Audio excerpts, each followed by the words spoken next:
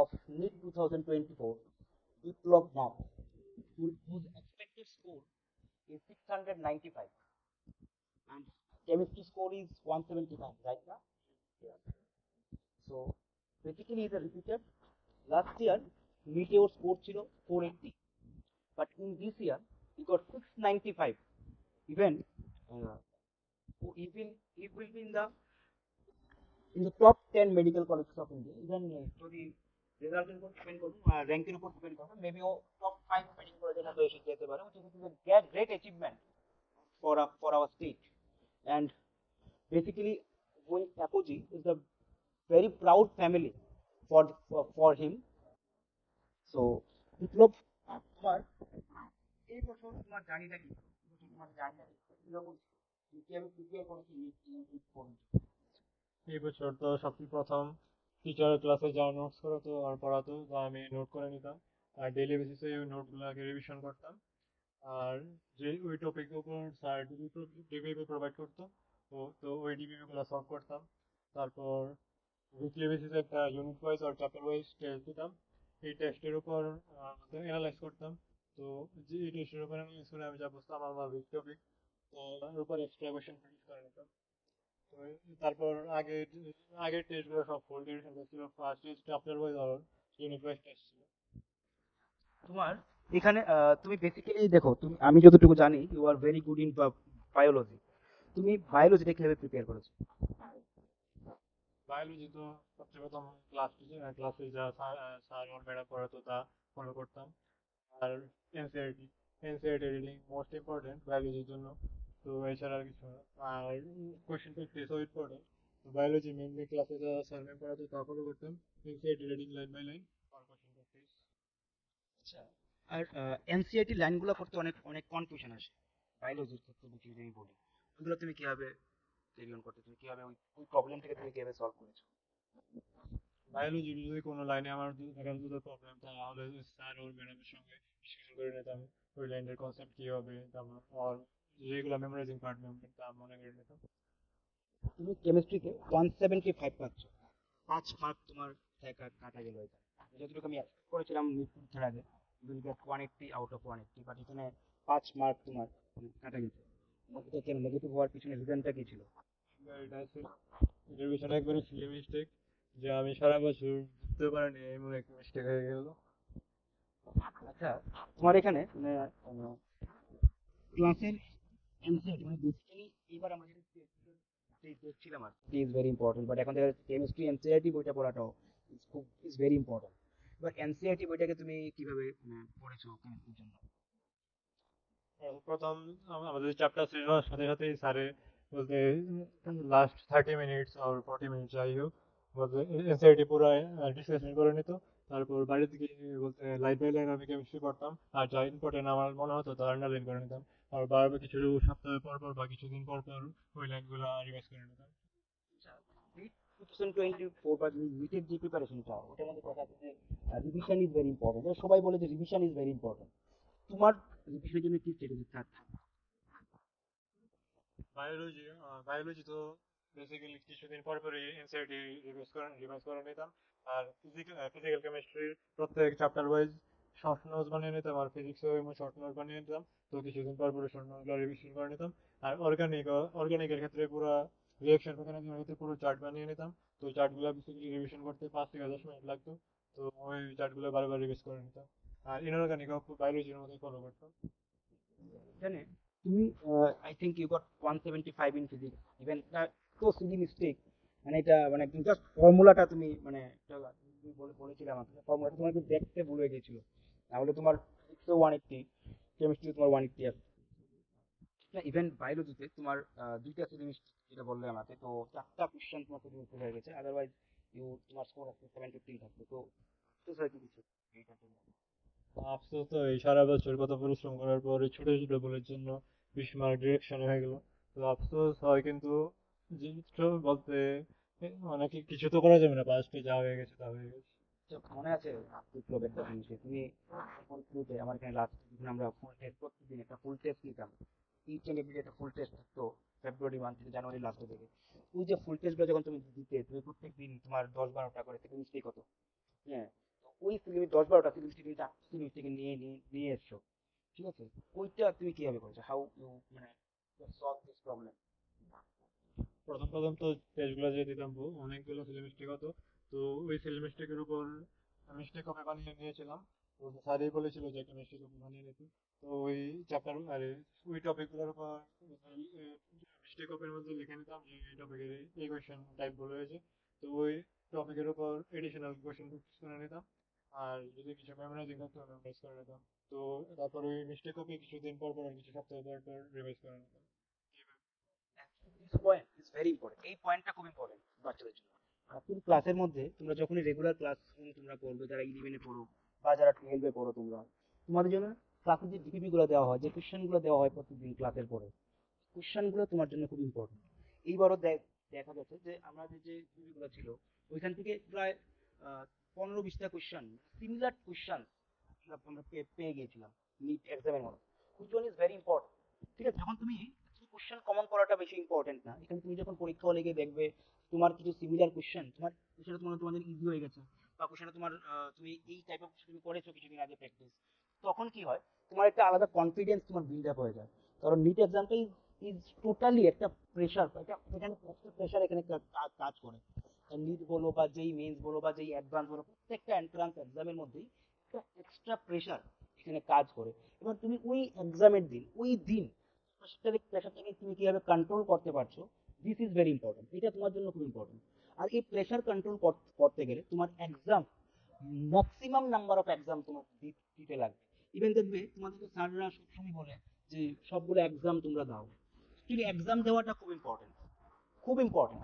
কোনো এক্সাম তোমার কম আসতেই পারে, একটা এক্সাম ইভেন তোমার মনে আছে তোমার প্রথম তুমি পরীক্ষা দিচ্ছিলে তখন তোমার 520 আসছিল, কিন্তু আলটিমেটলি যখন ও মার্চের দিকে, মার্চ এপ্রিল, ওই টাইমটাতে ওর স্কোর মানে একদম 580 থেকে জাম্প করে 650 655 চলে গিয়েছিল।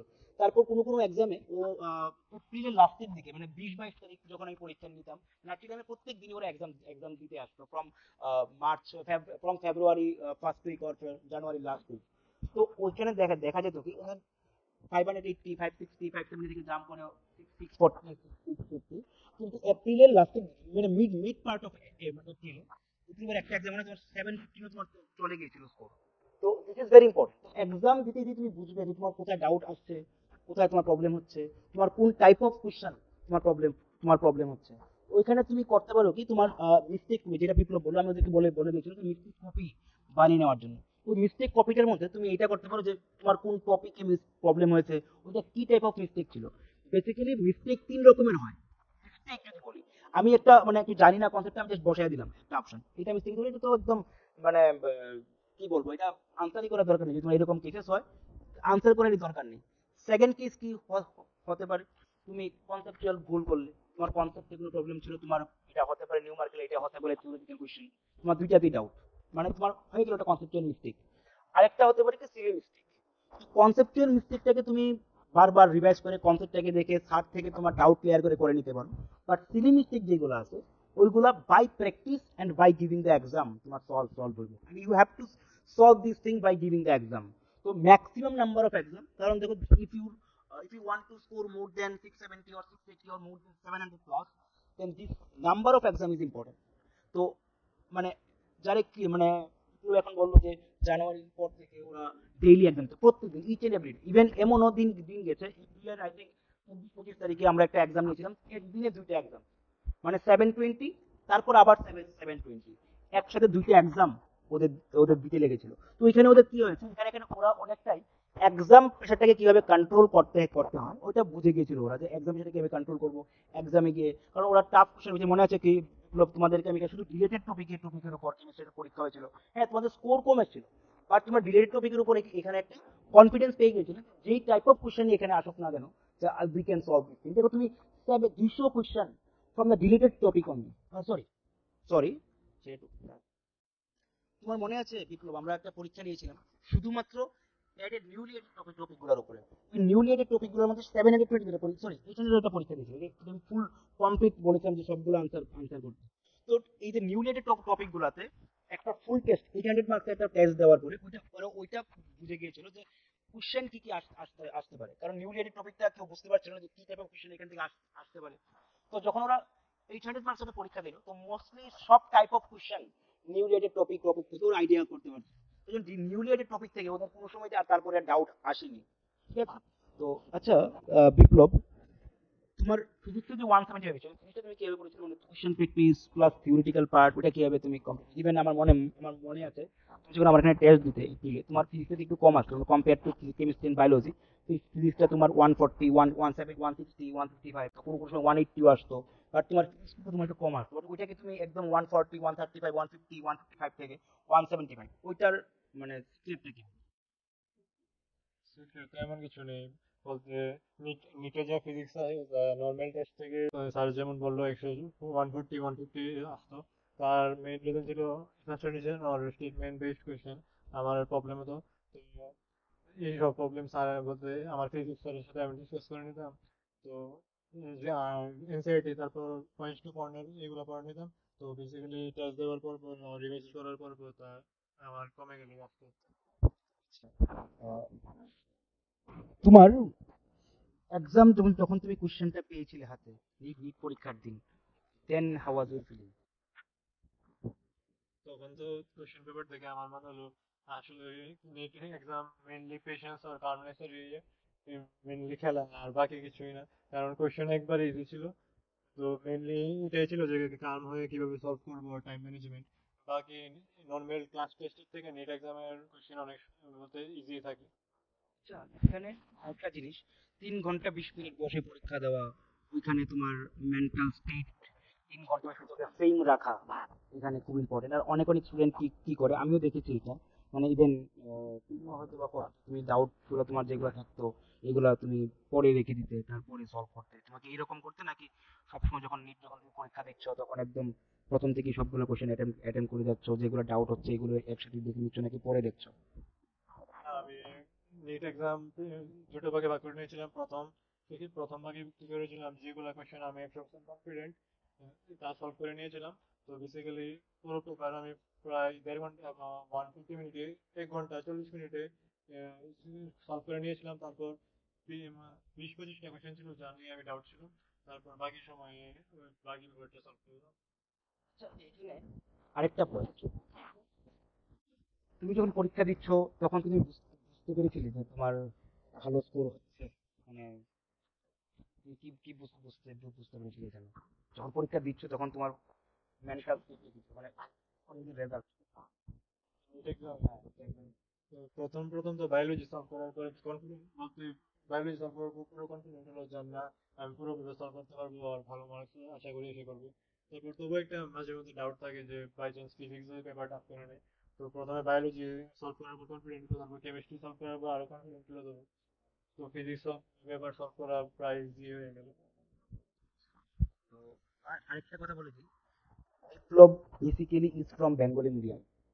তো অনেক বছর পর আমরা একটা বেঙ্গলি মিডিয়াম স্টুডেন্ট থেকে একটা টপার আশা করছি এই বছর ত্রিপুরার মধ্যে। তো বিপ্লব, তুমি বেঙ্গলি মিডিয়াম থেকে হঠাৎ করে ইংলিশ মিডিয়াম, তুমি ইংলিশে দিয়েছো, তো হঠাৎ করে চেঞ্জেসটা তুমি কিভাবে ম্যানেজ করেছো? বেঙ্গলি তুমি তো আগে সব টার্মস বেঙ্গলিতে পড়তে, কেমিস্ট্রির সব টার্মস বেঙ্গলিতে পড়তে, বায়োলজির সব টার্মস বেঙ্গলিতে পড়তে, ফিজিক্সের সব টার্মস বেঙ্গলিতে পড়তে, তো এখন তুমি সবকিছু ইংলিশে করতে হয়েছিল তোমার লাস্ট 1 ইয়ার। আমি বুঝতে পারছি তোমার হার্ড ওয়ার্ক, মানে বিপ্লবের হার্ড ওয়ার্ক, সিরিয়াসলি মানে I salute him for the hard work he have done for this last 1 year. So actually ওটা কি, এখানে কেউ সেটা পরে আসছি, তার আগে একটা কথা বলে নিই, বেঙ্গলি মিডিয়াম ইংলিশ মিডিয়াম বলে কিছু হয় না। তোমার জুনুন থাকতে লাগবে, তুমি কি করতে চাও জীবনে, তোমার একটা এইম থাকতে লাগবে, তুমি যেটা ফুলফিল করতে চাও। আর যদি তোমার এইম তুমি করে নাও যে अगर तुम ठान लिया तुम ये कर लोगे, तो हाँ सही में तुम कर लोगे, जो विप्लव ने करके दिखाया। तो शायद তোমার PMCL ও আছে। তো I think you will get the top colleges of India in this year. So we wish a best career, best I think তোমার মেইন ড্রিম কি, ডাক্তার হওয়ার পর মেইন ড্রিম কি? I think কি সার্জন নাকি? Okay, আমার তো মেনলি টার্গেট নিউরো সার্জন আর কার্ডিওলজিস্ট। এখন দেখা যাক বাকি পরে কি হয়। Best of luck for you. আশা করি তোমার ড্রিম অবশ্যই fulfill, কারণ আমি জানি যে ও হার্ড ওয়ার্কিং স্টুডেন্ট, যারা হার্ড ওয়ার্কিং স্টুডেন্ট হয় ওদের কেরিয়ার সত্যিই খুব খুব ভালো যায়। তো as a repeater Biplab scored a great score. Even তুমি জানো কি, মানে আমার মনে হয়, আমি যতটুকু মনে হচ্ছে, ত্রিপুরা থেকে রিপিটার ব্যাচ থেকে বা রিপিট ড্রপার ব্যাচ থেকে 695 is the highest score maybe, আমি যতটুকু জানি। তো how you feel for this thing? ভালোই মনে হয় বলতে।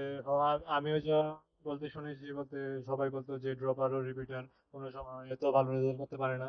ফার্স্ট অ্যাটেম্পটে ম্যাক্সিমাম টপার আর ভালো রেজাল্ট করে। তো প্রথমে যখন আমি শুরু করেছিলাম তখন এমন বলতে কনফিডেন্স লো ছিল। তারপর যখন টেস্ট দিতে থাকি ওর মার্কস 650 প্লাস এসে পড়লো, তখন একটু নিজের প্রতি কনফিডেন্স। স্ট্র্যাটেজি তোমার জন্য, তুমি কি স্ট্র্যাটেজি কতটুকু তোমার জন্য ইম্পর্টেন্ট? অ্যাপ্রোচ যে স্ট্র্যাটেজিটা তোমাকে দিয়েছিল, যে how to prepare, how to তোমার এনসিআরটি তোমাকে পড়তে লাগবে, তোমার কিভাবে এনসিআরটি প্লাস কোশ্চেন প্র্যাকটিস এটাকে ব্যালেন্স করতে লাগবে, ওটা তোমার কতটুকু হেল্প করেছে তুমি? এটা তো অনেক বেশি হেল্প করেছে বলতে। পুরো ইয়ার তোমার কনসিস্টেন্ট আর স্ট্র্যাটেজি মেনে চলতে হবে বলতে। তো মানে তোমার স্ট্র্যাটেজি কি ছিল, মানে অ্যাকচুয়ালি তুমি কি প্রিপেয়ার, মানে তোমার through out the year consistent তুমি কিভাবে থেকেছিলে, আর তোমার স্ট্র্যাটেজি কি ছিল কনসিস্টেন্ট থাকার জন্য? মেইনলি নিজের দুটো ইম্পর্টেন্ট ফ্যাক্টর, কিভাবে তুমি স্ট্র্যাটেজি কনসিস্টেন্ট থাকো। তো বেসিক্যালি আমি এমন না যে একদিনে 10 ঘন্টা করে নিলাম আর পরের দিন 5 ঘন্টা করে নিলাম। তো থ্রু আউট দ্য ইয়ার আমি একটা নির্দিষ্ট সময় রেখেছিলাম যে আমার হয়তো এই গোলটা কমপ্লিট করতেই হবে, আর বা ডেইলি 10 আওয়ার বা 8 আওয়ার পড়তেই হবে। তো থ্রু আউট দ্য ইয়ার আমি তাও মেনটেন করলাম। অনেক স্টুডেন্টই বলে যে দুইটা ফ্যাক্টর আছে, মানে কিছু স্টুডেন্টরা দুইটা ফ্যাক্টর খুব মানে একটা টাইম টেবিল, যে আমি রোজ 10 ঘন্টা পড়বো, আরেকটা তারপর স্টুডেন্ট যারা টার্গেট, আমি এত ঘন্টা, যত ঘন্টায় আমি লাগুক না কেন, আমি এতটুকু পার্ট আমি আজকে শেষ করবো। তুমি কিভাবে পড়ো? আমি তো বেসিক্যালি তিনটা রুলস ছিল যে ডেইলি ওয়াইজ আমি কি কমপ্লিট করবো, উইকলি ওয়াইজ কি কমপ্লিট করবো, আর মান্থলি ওয়াইজ কি কমপ্লিট করবো। তো আমি আগে থেকে লিস্ট বানিয়ে নিতাম। এমন কোনো আমার টাইম টেবিল ছিল না যে ডেইলি এই টাইম থেকে এই টাইমে ফিজিক্স, আর এই টাইম থেকে এই টাইমে কেমিস্ট্রি। আমার ডেইলি বেসিসে কিছু ছোট ছোট ছোট গোল ছিল, তা আমি কমপ্লিট করতাম। আর মাঝে মধ্যে দুদিনের বা 3 দিনের গ্যাপ রেখে দিতাম, যদি আমি বাই চান্স আগের টার্গেটটা কমপ্লিট করতে না পারতাম, তো ওই গ্যাপের মধ্যে আমি তা করে নিতাম।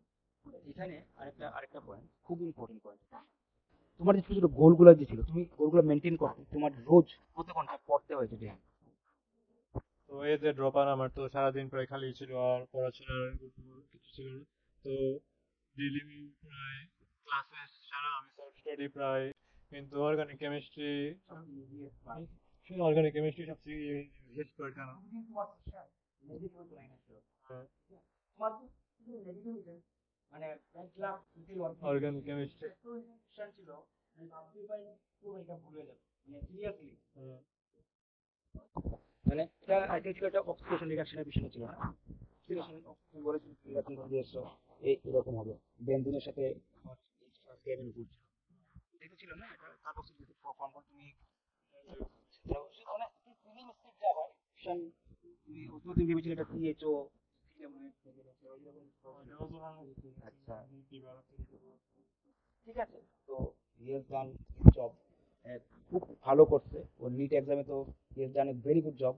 তো best of luck for your future Biplab, আমি উইশ তুমি জীবনে একটা তোমার গোল যেটা, ওইটা ফুলফিল করো ফ্রম এ বেস্ট কলেজ। এখনো র্যাঙ্কিং আসা বাকি, এখনো ফাইনাল স্কোর আসা বাকি। শুধু আমরা এটা তার এক্সপেক্টেড স্কোর, ওর ওএমআর শিট, ওর যে মার্ক করে এনেছে ওইটার উপর বেস করে জাস্ট আমরা একটা এক্সপেক্টেড স্কোর বের করেছিলাম নিট পরীক্ষার দিন। ওইটা থেকে just আমরা এটা বলছি। আর আরেকটা জিনিস, তুমি নিট পরীক্ষা দিয়ে অসুস্থ হয়ে গিয়েছিলে, এটা what is the reason behind it? এটা শুধু শুধু শুধু জানার জন্য বলছি। নিট নিট পরীক্ষা তুমি অসুস্থ হয়ে গেছিলে, নিট পরীক্ষার দিন তোমার ঘুম আসছিল না, আর এটা কিন্তু তুমি সজাগ ছিলে, এটা কেন হয়েছিল? যতই সারা বছর ভালো করে প্রিপারেশন করি না কেন বলতে, নিজে একটা ডট তো থাকে যে যদি বাই চান্স এমন কিছু হয়েছে করে যা আমি করিনি বা না হলেও তো কি হবে। তো এইসব নিয়ে ভাবতে ভাবতে সারা মাসে নিয়ে পরীক্ষা দিয়ে পরে সারাদিন। একটা জিনিস, তুমি যখন মানে লাস্ট এক্সামে তোমার স্কোর স্কোর কত ছিল? আমার এখানে লাস্ট তুমি 3 তারিখ এক্সাম দিয়েছো মনে হয়, 3 না 2 তারিখ, হ্যাঁ, তো কত এসেছিল? লাস্ট এক্সামে আমার স্কোর ছিল 665। 30 মার্ক ইনক্রিজ করেছো, ওটা তোমার 60 ছিল, 7-8টা ছিল তোমার, ঠিক না? তুমি রিডিউস করেছো, very good. So best of luck for your future. আমার বিশ্বাস you should achieve your goal. ঠিক আছে, আর ও যেটা অ্যাচিভ করতে অ্যাজ এ টিচার বা অ্যাজ এ ড্রপার, সিরিয়াসলি এটা একটা বিশাল ব্যাপার, and it is very proud moment for our state and very proud moment for any teacher of Biplab. So thank you Biplab for coming here.